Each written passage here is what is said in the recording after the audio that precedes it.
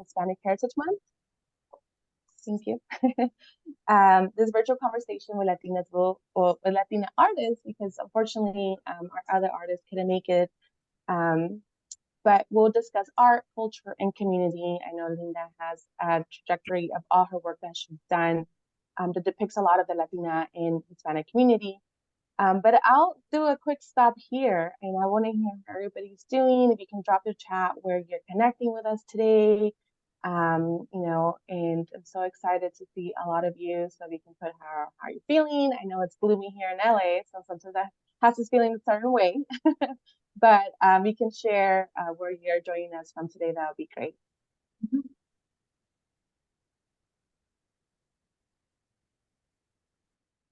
I see a couple folks from LA.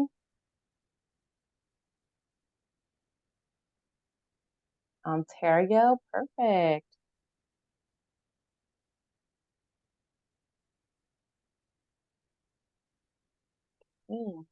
Wow, Virginia, that's awesome.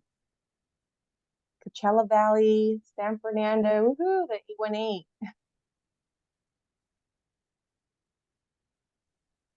San Diego. I love to see everybody from around the different areas of California.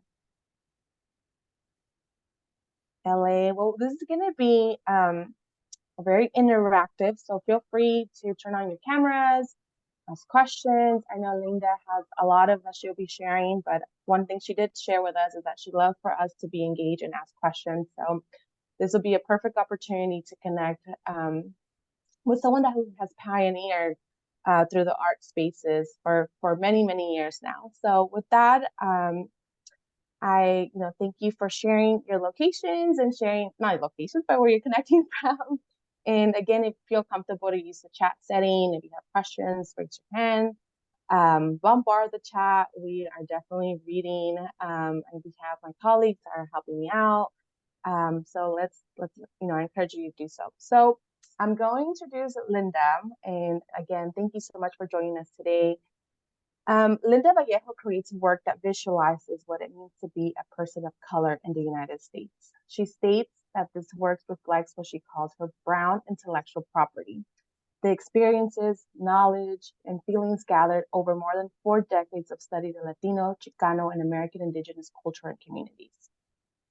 Vallejo National Women's Caucus for the Arts 2022 Lifetime Achievement Awardee. It's featured at the Robert and Francis Fullerton Museum of Art, CSU San Bernardino, in a solo exhibition, Brown Baroque, opening this August, that just passed, actually like less than a month ago, through December of this year. Solo exhibitions includes Texas AMU University, UCLA Chicano Studies Research Center, Lancaster Museum of Art and History, Soto Clemente Velez Cultural Center in New York, and the New Mexico State University Gallery. I know she's done a lot, and she'll introduce herself, but I'll just finish reading. Permanent collections include in the Ultimate Art Collection here in LA, the Eileen Harris Norton Collection in Santa Monica, the LA County Natural History Museum, Museo del Barrio, New York, and the National Museum of Mexican Art in Chicago.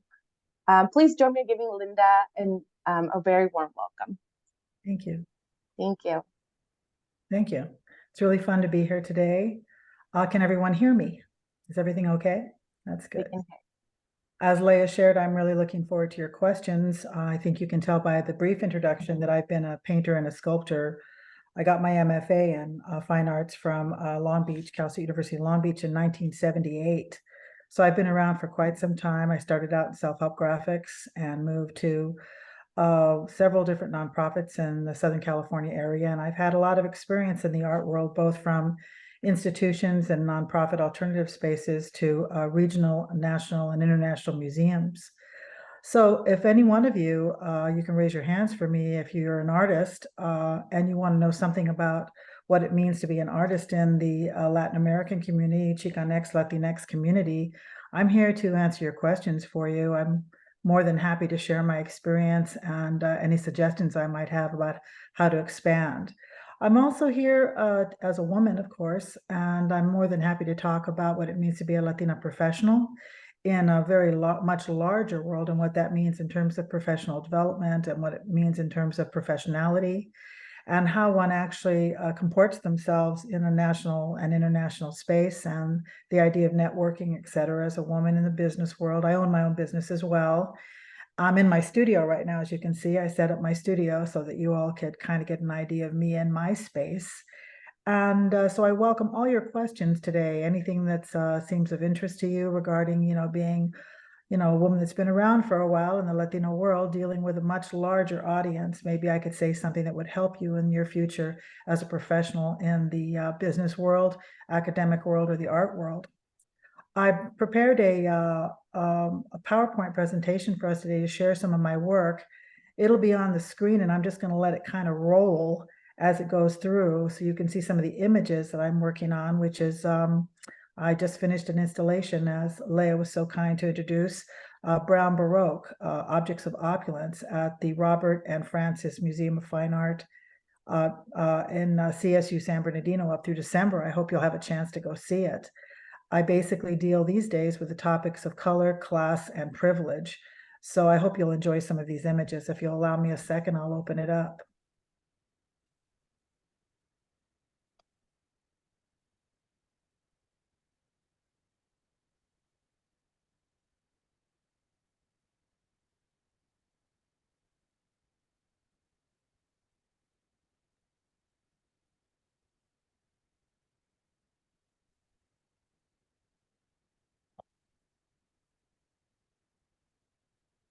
Anybody got a question while I'm working this out? I don't see any questions on the chat yet, Linda, but perhaps you can tell us about, I know you shared a little bit about your work, but perhaps how did you become an artist? What triggered you to do the work that you do? Perhaps a little bit more about your upbringing in yourself. I have a rather unusual upbringing. I'm a daughter of a retired colonel in the Air Force. I was born in East LA, or Boyle Heights, better said. And when I was 3 years old, I moved to Montgomery. I moved to Germany. And I stayed there for the first few years of my life as a small child. Can you all see my screen? We can see you. Or let's see if we can't just change this formula. There we go. After Germany, I lived in about 10 different states in the United States and went to middle school in Montgomery, Alabama during the 60s, and had a head full of the civil rights movement.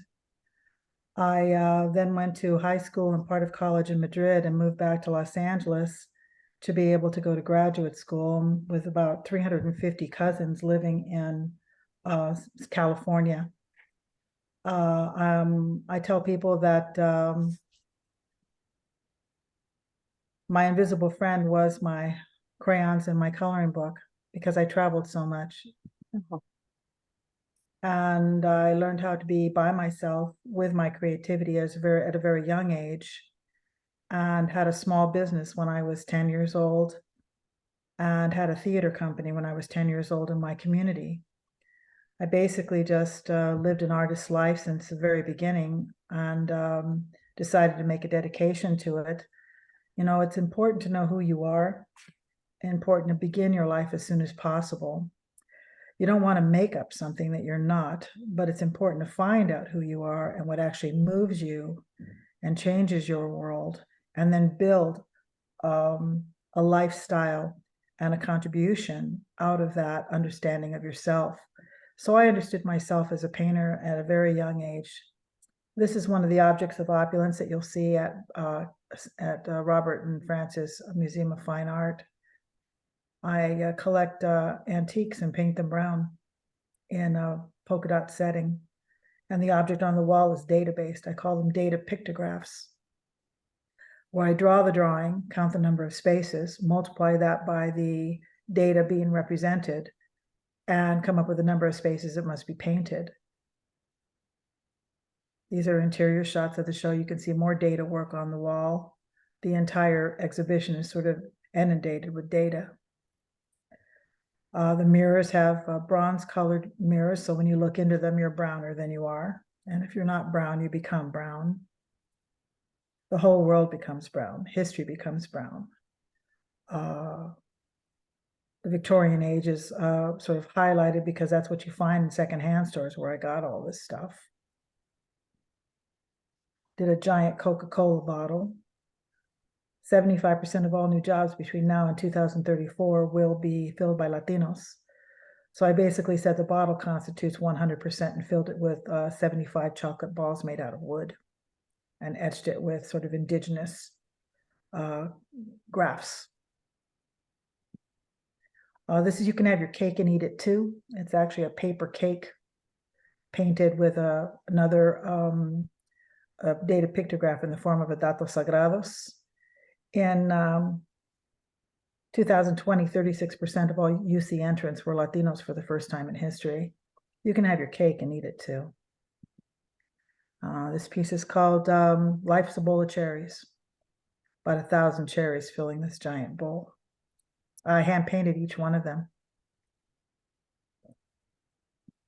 Make Them All Mexican was between 2010 and 2022.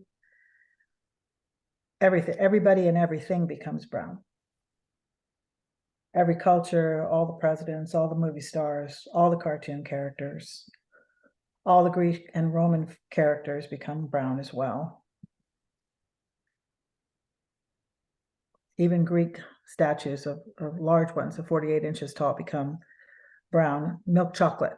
Brown is delectable. Brown is sweet. Brown is dessert. Brown is desirable. Brown is beautiful. Superman. Super hombre. And the Brown Dot Project, where you could see me plotting data. In this case, I wasn't drawing circles. I was actually dotting brown dots on architectural grid paper to signify data. This particular image signified that in 2015, 48.3% of LA County was Latino. This one is 27.5% of New York is Latino. LA at 48.3%.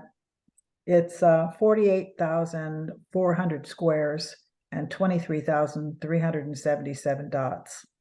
The math is at the bottom of the page.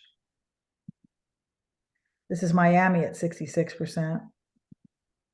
These are giant portraitures made of dots signifying different types of health data, education data, workforce data. 75.5% of immigrants are lawful, contrary to public opinion, popular public opinion. 43.3% of farmers are Latino. 91.2% of Los Angeles East Side, of course, is Latino. I think the top one is 25% of Latinos experience discrimination, and the bottom one is 35% of US Latinos voted for Trump. So I do a lot of portraiture, dealing with data, good data, and sometimes bad data. We get to study it ourselves. These are the large datos sagrados, which are, again, data-based objects that you saw on the installation. This one is 53% of US Latinos live in 15 metropolitan areas.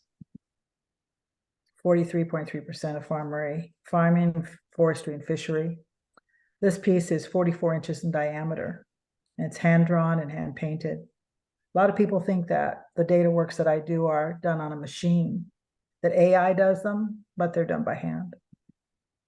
This is the installation at La Plaza de Cultura y Artes in Los Angeles. It was 125 pieces in 2019 and 20. This was at the Museum of Latin American Art in Long Beach. You can see the database works on the wall. This was at the University of Texas A&M. Really enjoyed this college gallery where the students curated the show, and it was really wonderful to be with them. One of my favorites. Fred and Barney. My joke about this one is that Barney's darker than Fred. Barney kind of looks like a guatemalteco. He's sort of short and a little redder. And if you remember, Barney is the best friend that Fred ever had. Fred's always messing up, and Barney's always bailing him out. So the joke is, or the comment is, you know, even a guatemalteco can be the best friend you ever had. the cover of the calendar section of the LA Times, Brown Oscars, New York Times covered it, visualizing Latino population through art. The LA Times, Linda Vallejo and a decade of art that unapologetically embraces brownness. My show at Soto Clemente, Vélez Art and Culture in New York. And there it is.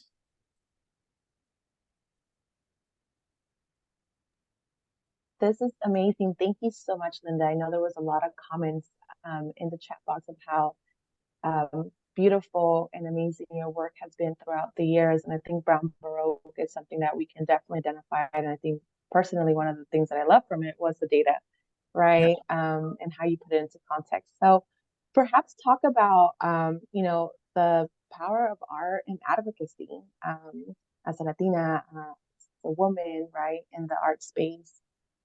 How I know you depict a lot of it through your work that you just showed us, but how has that been during the 4 decades that you've been an artist?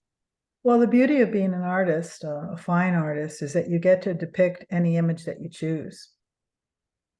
You get to design the image, you get to imagine the image, you get to produce the image.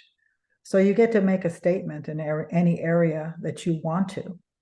It's a great sacrifice to be an artist because there isn't a lot of security in it. And that's why parents are always so upset when someone says, I want to be an artist, when their child or son or daughter says they want to be an artist. It's very difficult to find a way to make a living and to find security as an artist. But the glory of it and the joy of it is that through the lens of advocacy, you can say whatever you want. You can paint whatever you want. And as you know, and if you've studied Chicano, Chicanx, Latinx art, there's a lot of socio-political, socio-cultural imagery because the artists choose to talk about that. That's what their work does, is the paintings are basically the beginning of a conversation. And so as an artist, you really have your own, if you will, your own publication. You know, you have your own, you have an extended voice, which allows many people to see your images and many people to begin asking questions, such as Brown Baroque, where people get to ask questions about what it means to be brown. I saw Diana's face sort of perk up when I said, the mirrors are brown. So when you look in the mirror, you're either brown or you're browner. And so the conversations really come up about the color of skin and class and how that relates to skin color, how we feel about each other, who has privileges, et cetera, et cetera. So I get to open up, if you will, a very interesting can of worms in the form of conversation, where we can talk about ourselves and other people can get to know ourselves, talk about ourselves, know about ourselves, and other people can get to know us too, contrary to urban myth. You know, there's a lot of urban myth out there about 30% of all U.S. women-owned businesses are owned by Latinas. How many people know that? Very, very few people know that or would even imagine that. And so it's an opportunity to say something very surprising and shocking and interesting about Latinos in general in the United States. We're going to be, 30% of the population in 2050. People better start getting to know us a little bit better because we're based, in my estimation, we are the backbone of the country. We are the workers. We're the worker bees. We get things done. Thank you, Linda. And I think another good topic, and I know you share that as an artist, I think that the beauty of it is having that freedom, right, to express through your experience or just overall, your learnings. But how is it that you celebrate art? How do I celebrate art? Mm-hmm. By painting every day. Okay. And then do you always do the work that you showed us, or is it just overall depending on, do you use a different type of methods? All kinds of methods, all kinds of styles, all kinds of media. When you spend as many decades as I have as an artist, you enjoy being a painter, being a sculptor, being a printmaker, working in acrylic, working in oil, working in gouache, hand painting things, digitizing images. It's kind of like being a writer. If you're a writer for an entire life, you'll not only write poetry, you'll write prose, you'll write plays, you'll write articles, you'll write essays, all different types of pens, if you will, using the word. And being an artist is much like that. I enjoy multiple media, all kinds of media. And it's sort of a test for yourself to see how much skill you really have and develop your, and also to develop your skill. So right now I'm working on a series of paintings based on what a working title is, Self-Knowing in the New Age. Actually, one of the paintings in process is right here behind me. They're very large and medium-sized digital canvases that are painted by hand that actually show our relationship to AI, which I think is a really important conversation right now in terms of humanity, not just Latino, but everybody. I mean, how will we see ourselves when our clone takes over our position at the job? You know, we're going to face it now. And I'm also working on a series of sculptures with a working title, The Impotence of Violence, which I think is really important in the face of so much violence in our nation and the world right now. Perfect, great. And I think I have another question, Linda. Being a Latina and being an artist, was there any challenges that you currently face or you face in the past to be in the space in, very prestigious museums? Well, in the 1970s, when I came back, I was a practicing artist at that point and had already produced a few portfolios. But when I came back to the United States and entered into the Chicano movement through self-help graphics and found out about myself as a Mexicana, a Chicana, and a Latinx person, there weren't any scholars. There was nobody writing about. I think we had Schieffer Goldman, and she took her writings specifically from the Mexican muralist movements, and so there was very few people writing about Chicano art. There was very few. Their art departments that were based on Chicano art or Latinx art were very few and far between. They mostly studied the masters at that point instead of contemporary art. There was very few outlets and very few resources, for women or for men. As a woman, of course, every world is a little more difficult. You know, it's always just a little more difficult for women. We're meant to be in the Latino world and others as well. We're not meant to be assertive or ambitious. I'm very ambitious and I'm assertive. And my parents kind of gave that to me, you know, that you can basically go anywhere you want to go and be whatever you want to be, as long as you're willing to, you know, dodge the slings and arrows. And you just have to know that they're there and, you know, move around quickly and get things done, be very professional about what you do. Over the last 50 years, thank God, we have a lot of people in college and graduate school.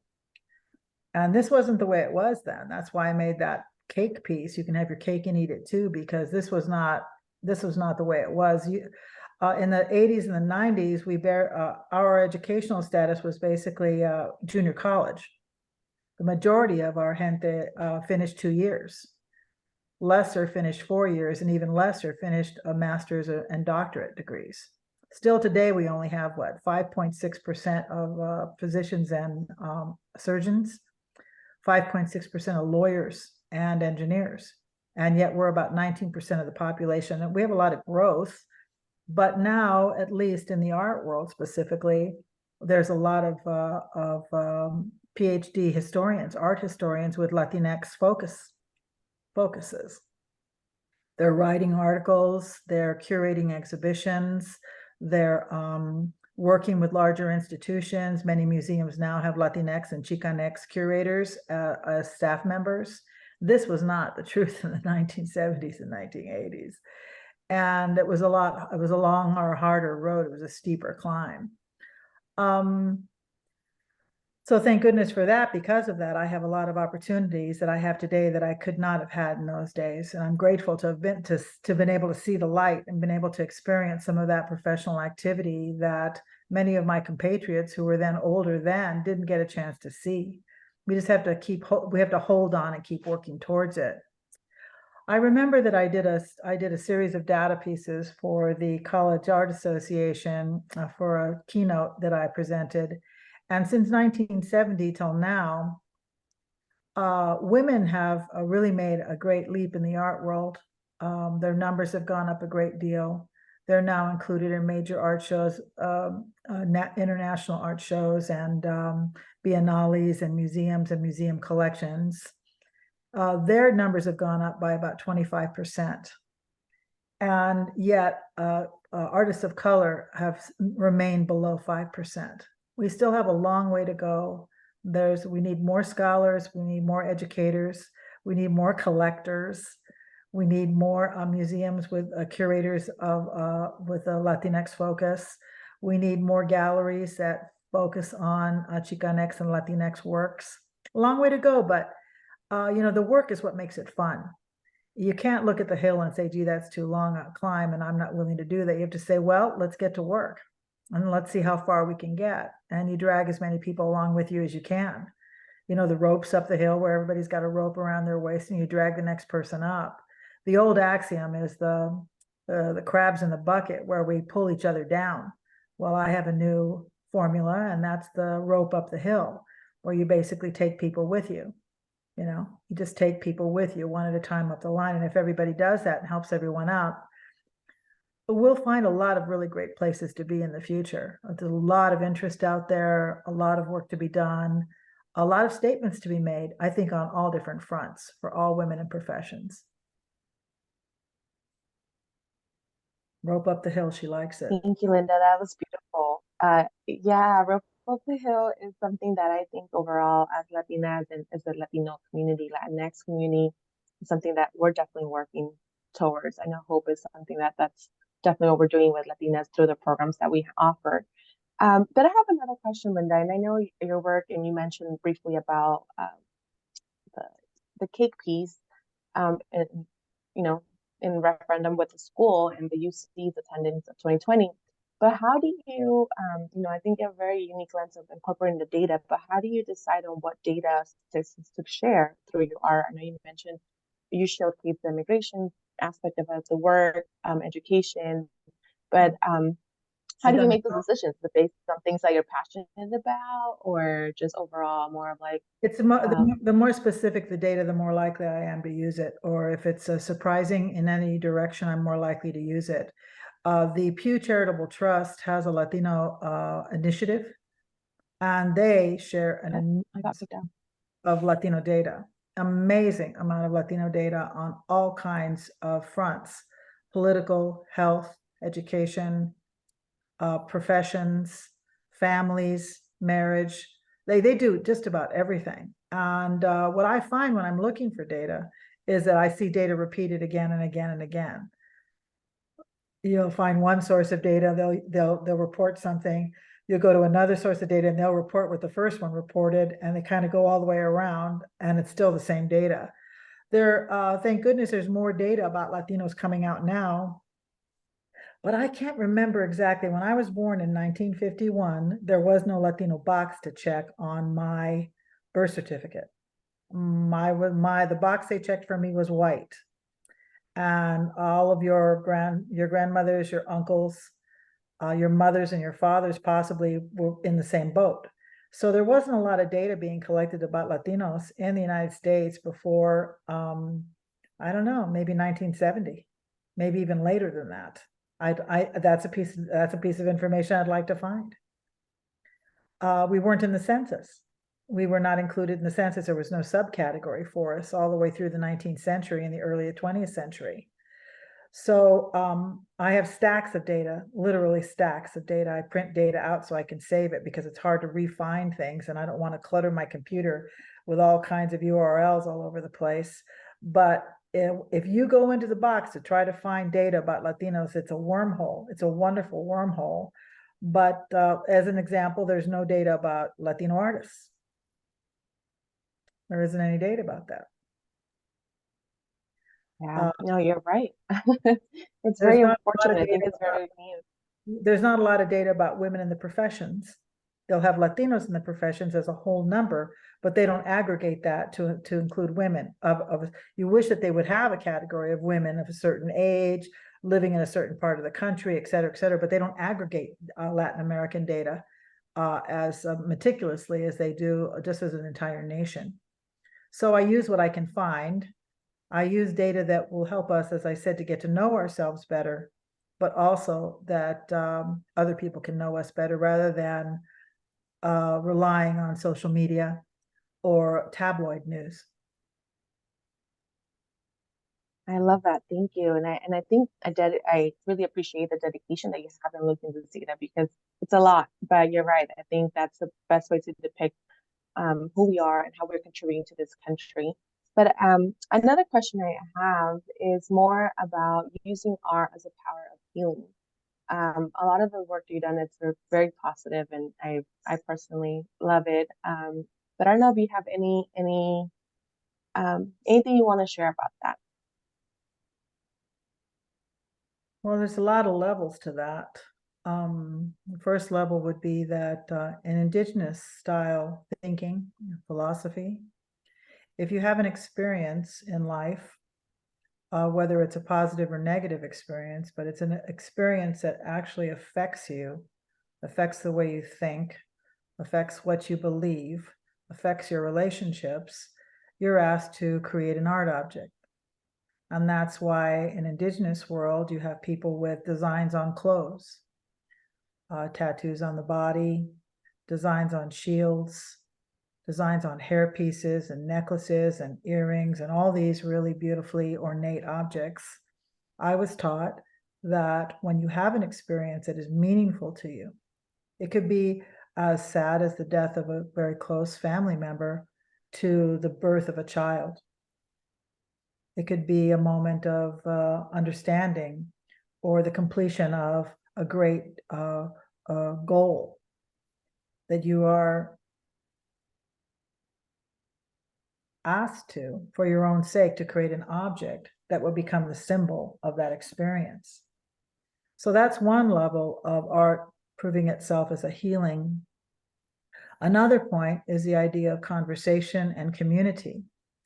If my artwork can begin a conversation which allows people to truly share themselves on political levels, socio-political, socio-cultural levels, to share stories about themselves, whether they're stories of, laughter, comic stories or sad stories or stories that talk about their experience of life or their beliefs, their pain and their joy, then in that sense, the art can serve as a healing tool for conversation and building community of trust.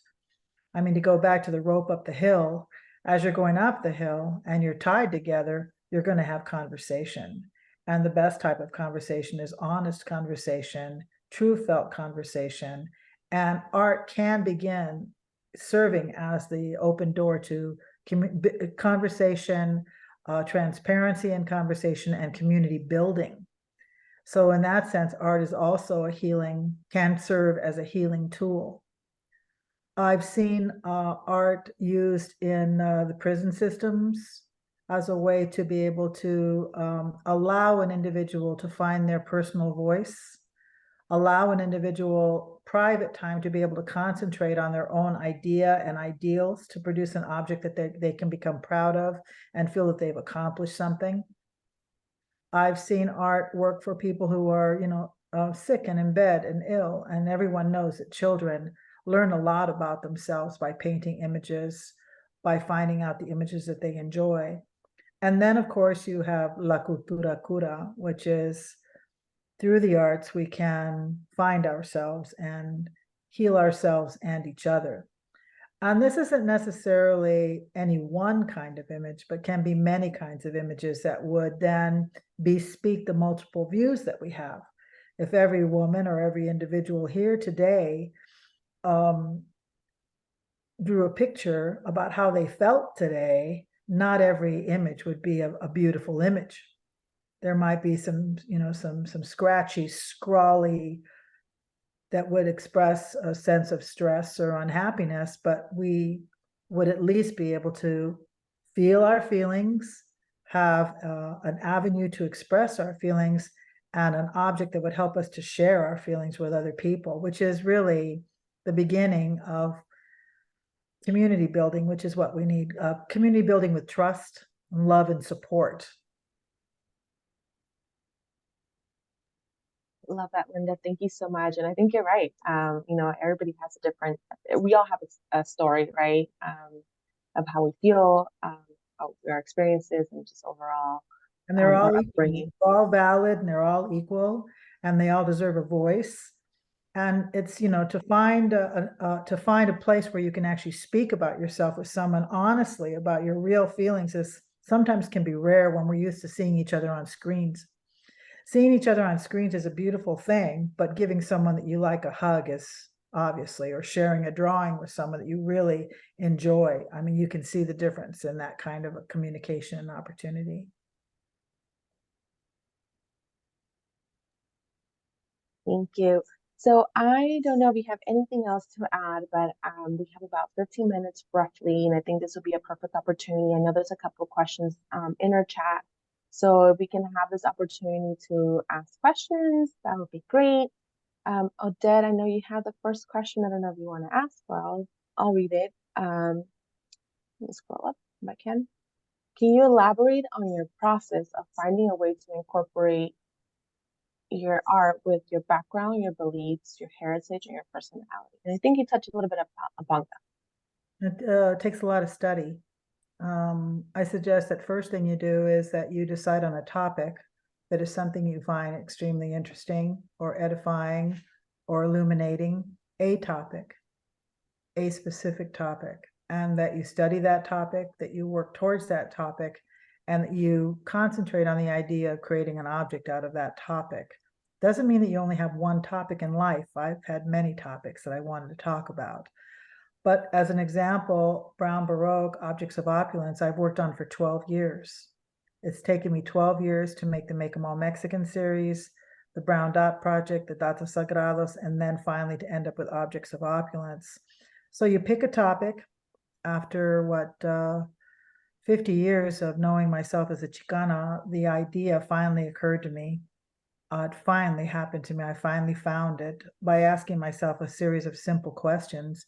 And then I dedicated 12 years of my life to produce the work.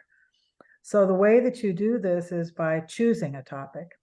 You may not find the image right away when you choose the topic. It's just something that you have a special place for in your mind, but you're always looking for it. You're always searching for the image that would exemplify this topic and idea that you have. Perhaps you're an environmentalist. Perhaps your deep concern is for the environment. Perhaps you're a feminist environmentalist. These are the images that you would find the most interest. Then you would go out and search for other artists, women artists who are doing those kinds of imagery, and study a great deal of other works. You might want to read a few articles about these, and then begin thinking about and studying what types of images you would create to bespeak your ideas about what it means to be a feminist environmentalist. Does this begin to answer your question? Please continue if there's more to this question. Thank you. I don't know if Odette, if she's still with us, she wants to elaborate more. I do see a hand up, Ana Melgoza. Linda, wow, I've learned so much just in the short amount of time that you've presented, and I'm so impressed with your artistry. It's just it's so intentional and so beautiful. So thank you for sharing this with us today. It's what I needed. It's been a very stressful week, so it was great that I feel centered because of you. So thank you. With that in mind, just I'm not an artist, but I appreciate artistry, and I love working with artists in messaging and campaigns and different things that we do here at the community health center where I work at. But just generally speaking, how do you deal with rejection? I accept it as a normal part of what's going to happen. I mean, you have a full, here's 100%. And you figure realistically, what, half of it's going to be rejection. And you know this before you're going in. And so it's never a surprise. It just happens to show up. And if you watch yourself carefully, you can say, I'm going to try this out, but I'm really not so sure it's going to happen. And these are the reasons why. 1, 2, 3, and 4. Let's see if I'm right about that. And sure enough, 50% of the time you'll be right about the rejection, and you'll have a viewpoint about it, which will help you to get through it. I generally try to do my best by simply realizing that the world, whatever world you work in, the connections are everywhere. And though one person rejects me, they're connected to somebody else who will then accept me. And it's really about building relationships and connections within one world. And you know, not every curator is interested in the kind of work that I do, but I have curator friends all over the nation. And sure enough, I'll get an email that'll say, I know I couldn't accept your work because it's really not a part of what we're doing right now, but I want to make sure that I introduce you to Leah Gonzalez because I know that she's doing this kind of work and I know she'd love what you're doing. So you can just kind of, sometimes it's possible to just keep calm and say, thank you for your time. It's been a pleasure to get to know you. I'll continue to send you my newsletter with the hopes that I'll see you again sometime. And by just being cordial and accepting that rejection, you'll again find another opportunity to be accepted. But I think it's a realistic view about what it is. To expect 100% acceptance is very childish. Yeah, just to, if I can just ask for clarification. So would you say that, as I understand it, that you manage your expectations by realizing that not everyone, no may just mean not now or not for us right now, but possibly for someone else. And then not to be afraid, even if you think 50% will be a no, just at least try because something will come out of it eventually. Yes, or a friendship will come out of it, or a colleague will come out of it, or an introduction will come out of it. Maybe nothing will come out of it. But, you know, I believe that you have to try. It's like going up that hill again. It's a heck of a hill. It's very tall. There's a lot of rock around. We know this. We take a look at it. So you get the best shoes you can get. You make sure you have a lot of water on you and that you wear gloves and knee pads because you're going to be falling a lot. And you just realize what you're facing and you kind of go, well, you know, this is what I've chosen. And it's a hard climb and it's a hard place to be, but, you know, I'm going to give it my best. And no matter what happens, you're just as gracious as ever all the time. And when you have a hard fall or when someone's ungracious to you, unkind to you, disrespectful, you basically scratch them off your list. If someone rejects me kindly, then I'm like, I understand. It makes all the sense in the world. You've already made your decision. Thank you for taking the time. But if someone's unkind to me, then I basically don't deal with them again because you really don't want to put yourself up for abuse. But, you know, and I wouldn't call it rejection, really. That's not the word I would use. I would say just not the right opportunity. I would just sort of shift the words a little bit so it's not so painful. Thank you. Sure. I'm glad that today was helpful for you. Really glad to hear that. And thank you for being so transparent about your feelings, because when we get together like this, you know, we want to know that we've got each other on the rope. Got you covered. Thank you, Linda. Thank you, Anna. I see some other questions. I don't see any other hands, but I do see other questions in the chat. For example, there's one that I see from, I'm sorry if I butcher your name, Karine. Are there any Latina art meetup groups that we can meet and join to get inspired in my creative energy? Are women artist groups? Yeah, Latina yes. art meetup. Yes. Mm-hmm. Well, I suggest that you start going to galleries that that carry Latin American women artists. You just start looking for shows. Like there's a well, in Los Angeles there's LA Weekly, Artillery, Hyperallergic, Art and Cake. Right in your community, if you just go in and type in art magazine or art guide plus the city, art guides will come up and you can join email lists where this weekend's shows will pop up in your email. And that way you can kind of follow, oh, there's a Latina artist showing there. Maybe we should get together and go see the Latina artist at this gallery and go and dress up and have a good time and be with your friends and enjoy the evening, enjoy the art, study the art, and meet Latina women artists in your community. And keep a really good eye out for women artist groups. The first one that comes to mind in Los Angeles is Mujeres de Maíz. Does anybody know Mujeres de Maíz? No. It's an incredible collaborative, and it's really quite wonderful, and you should look them up online. They do a lot of work. It's a group of women artists.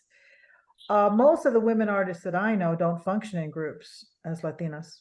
Most of the ones I know. I mean, I used to in the 70s. I hung out with Las Flores de Aslan, and we were a group, a danza group, Maya danza group. And you can find that on my website, lindavallejo.com. Just type in Flores at the bottom search engine, you'll see photographs of me. But most of the women artists that I know are really busy in the studio, just pounding out the work. And groups don't exist like they did in the 70s and the 80s. But sometimes art centers, like there's different kinds of art centers. I know there's a centro in San Diego, there's self-help graphics in Los Angeles. If you go to some of the centros where they have arts events, you'll meet artists and have an opportunity to go to workshops and find friends and colleagues and opportunities for exhibition. I hope that's helpful. Very, thank you.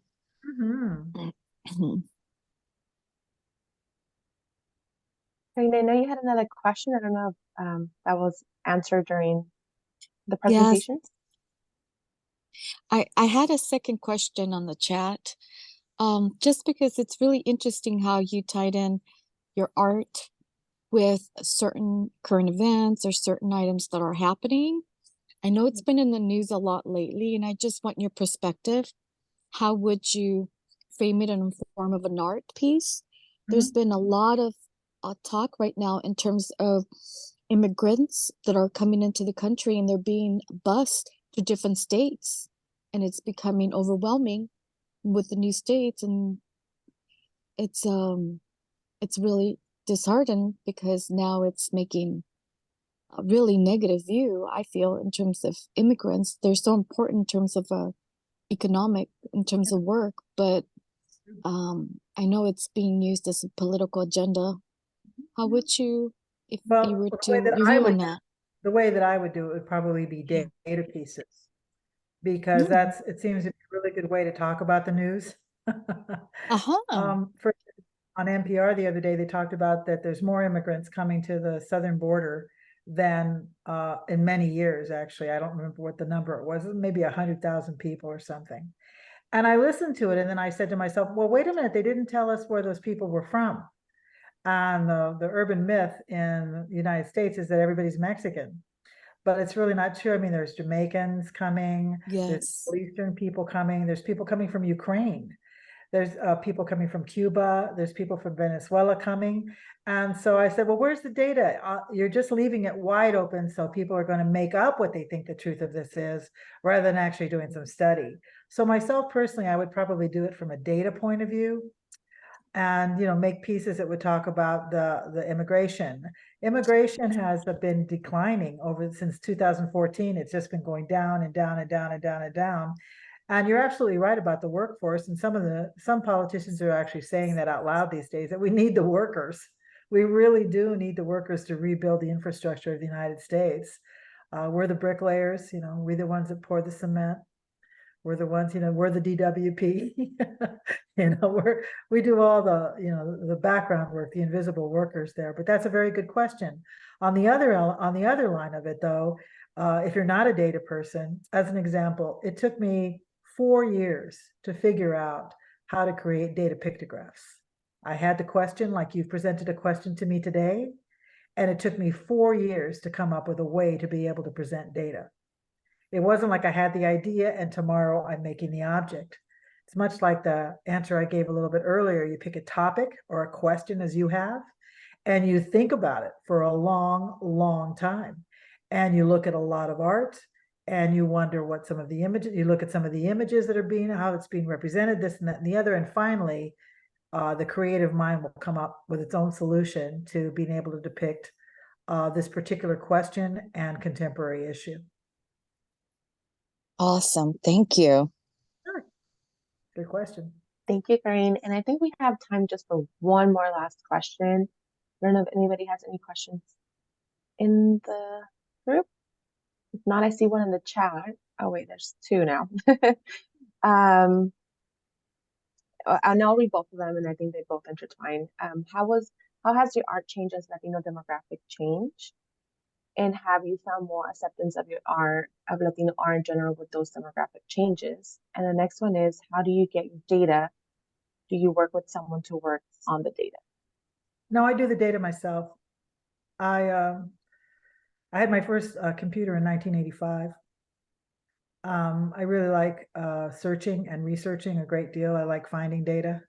It becomes a habit and something akin to an addiction to find data. It's a lot of fun if you are the kind of person that enjoys aggregating data and doing the studies and using a ruler to read the very small print. I tend to enjoy that a lot. Have I found more acceptance as a Latina artist? Is that what you said? The first question?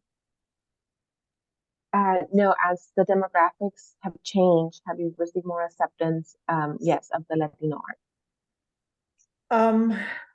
I don't find that the demographics are driving the change. What I find is changing is that we have more Latinos in college and graduate school who are studying art history. We have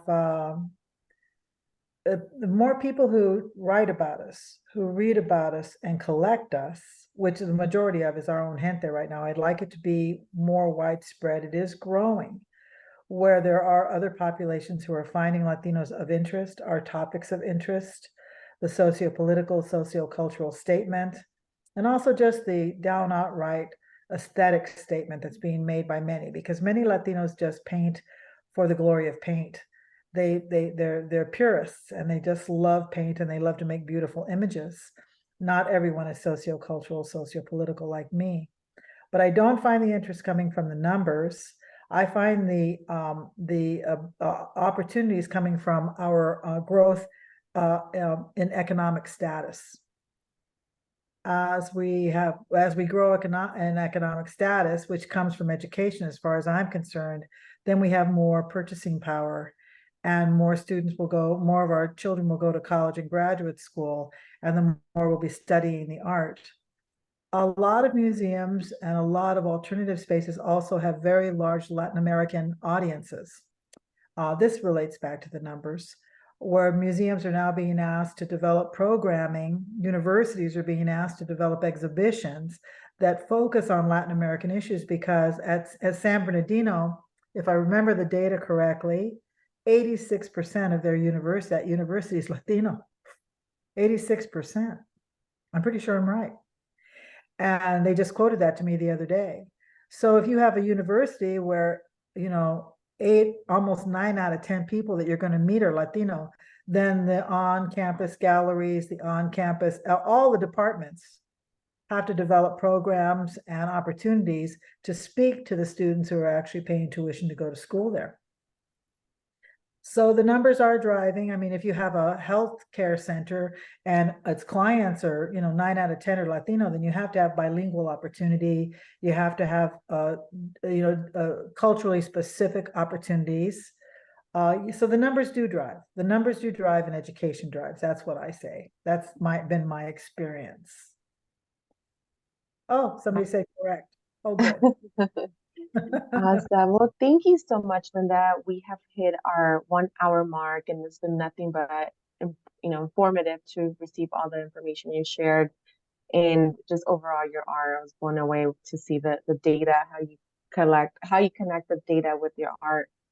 So I want to say thank you to everybody for joining us today. I know my colleagues shared a quick link just to hear some feedback for the session. And this is our last one, but I want to make sure that you are all subscribed and are following us in our Hope social media. You can visit us at our website, latinas.org, so you can follow up with, stay in tune with all the work and events that we have coming up. So thank you, Linda. Thank you, all the ladies, because I think they were all ladies that joined today. And enjoy the rest of your day. It's really been a pleasure to be with you, and I hope that everyone will look me up at lindavallejoart.com. And if you're near San Bernardino, that you'll come to see my exhibition. I'm also on Instagram, Facebook, and LinkedIn. So please follow me. It would be great to make friends and climb that hill together. Thank you so much, Linda. And somebody said thank you, very much needed inspiration. So thanks once again. Okay, goodbye. Thank you, Hope.